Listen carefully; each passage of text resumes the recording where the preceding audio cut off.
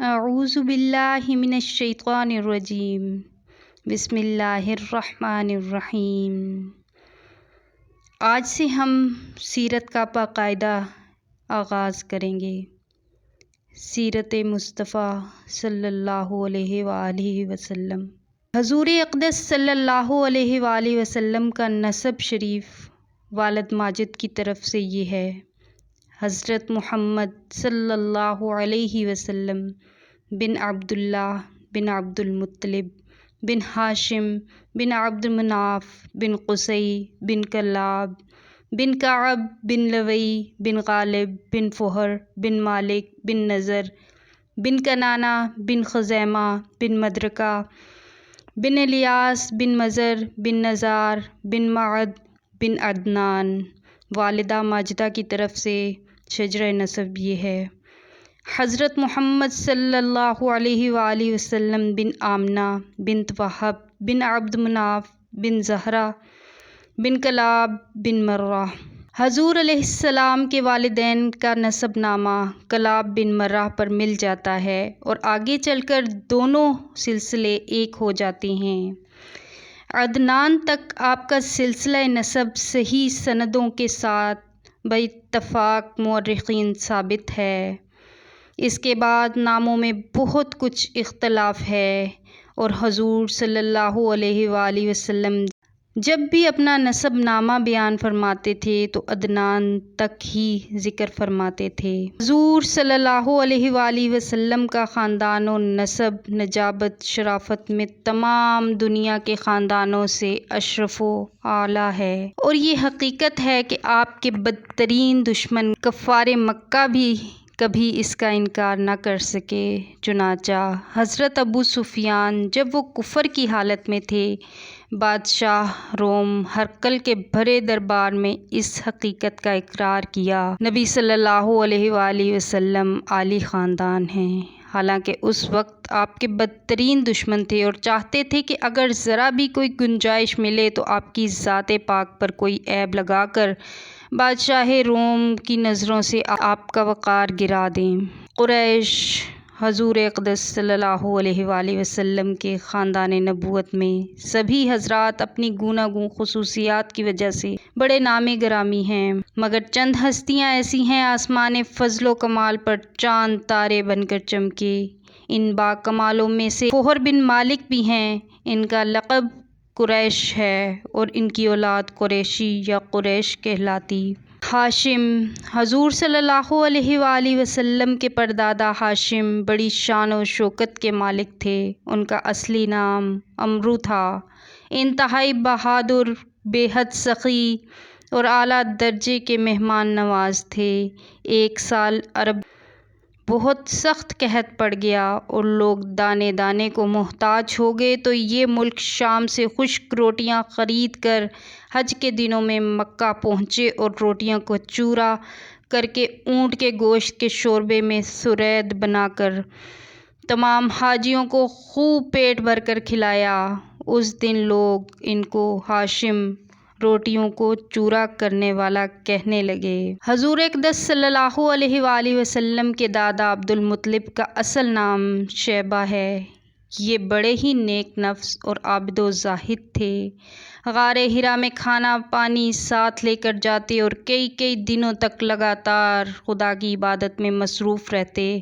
رمضان شریف کے مہینے میں اکثر غار حرا میں اعتکاف کیا کرتے اور خدا کے دھیان میں گوشہ نشین رہا کرتے۔ رسول اللہ صلی اللہ علیہ وآلہ وسلم کا نور نبوت ان کی پیشانی میں چمکتا تھا اور ان کے بدن سے مشک کی خوشبو آتی تھی۔ اہل عرب خصوصاً قریش ان سے بڑی عقیدت تھی کہ مکہ والوں پر جب کوئی مصیبت آتی یا قحط پڑ جاتا تو لوگ عبد المطلب کو ساتھ لے کر پہاڑ پر چڑھ جاتے اور بارگاہ الہی میں ان کو وسیلہ بنا کر دعا مانگتے تھے کہ دعا قبول ہو جاتی تھی۔ اصحاب فیل کا واقعہ: حضور صلی اللہ علیہ وآلہ وسلم کی پیدائش سے صرف 25 دن پہلے یمن کا بادشاہ ابرہہ ہاتھیوں کی فوج لے کر کعبہ ڈھانے کے لیے مکہ پر حملہ آور ہوا تھا، اس کا سبب یہ تھا کہ ابرہہ نے یمن کے دارالسلطنت صنعاء میں ایک بہت ہی شاندار اور عالی شان گرجا گھر بنایا اور یہ کوشش کرنے لگا کہ عرب کے لوگ بجائے خانہ کعبہ کے یمن آ کر اس گرجا گھر کا حج کیا کریں۔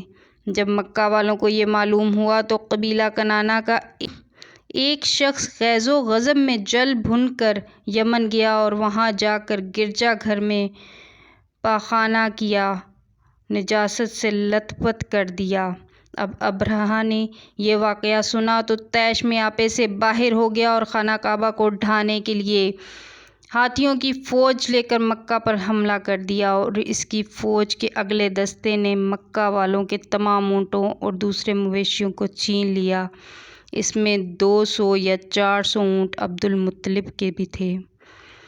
عبد المطلب کو اس واقعہ سے بڑا رنج پہنچا، چنانچہ آپ اس معاملہ میں گفتگو کرنے کے لیے اس کے لشکر میں تشریف لے گئے۔ اب ابرہہ کو معلوم ہوا کہ قریش کا سردار اس سے ملاقات کرنے کے لیے آیا ہے تو اس نے آپ کو اپنے خیمہ میں بلایا۔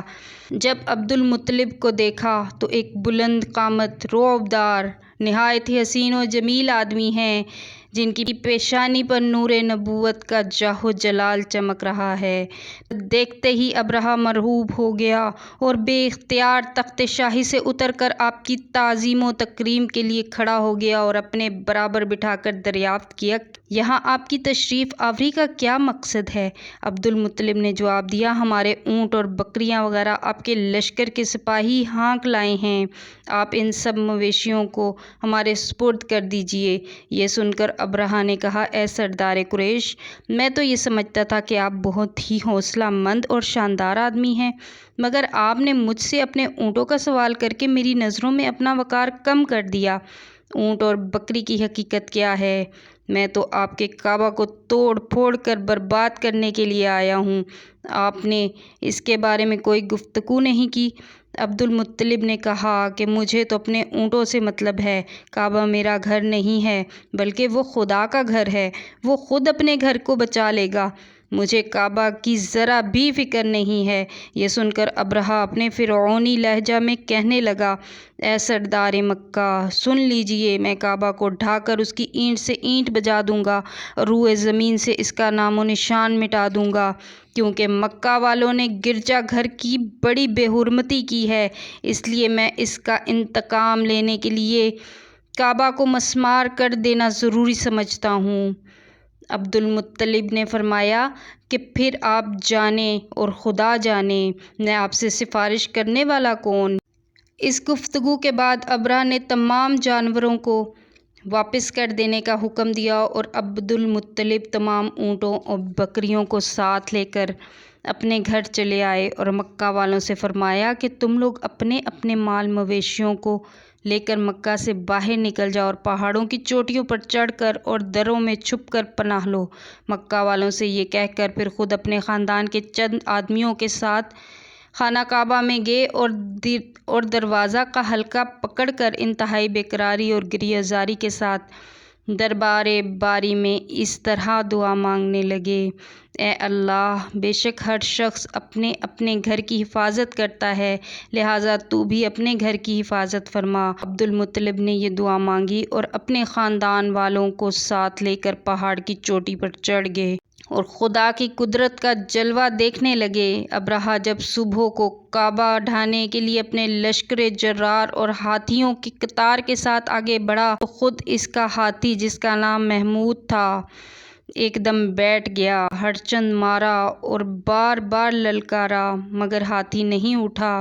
اسی حال میں قہر الہی ابابیلوں کی شکل میں نمودار ہوا اور ننھے ننھے پرندے جھنڈ کے جھنڈ، جن کی چونچ اور پنجوں میں 3 کنکریاں تھیں، سمندر کی جانب سے حرم کعبہ کی طرف آنے لگے۔ ان دل بدل لشکروں نے ابرہہ کی فوجوں پر اس زور سے سنگ باری شروع کر دی کہ آن کی آن میں ابرہہ کے لشکر اور اس کے ہاتھیوں کے پرخچے اڑ گئے۔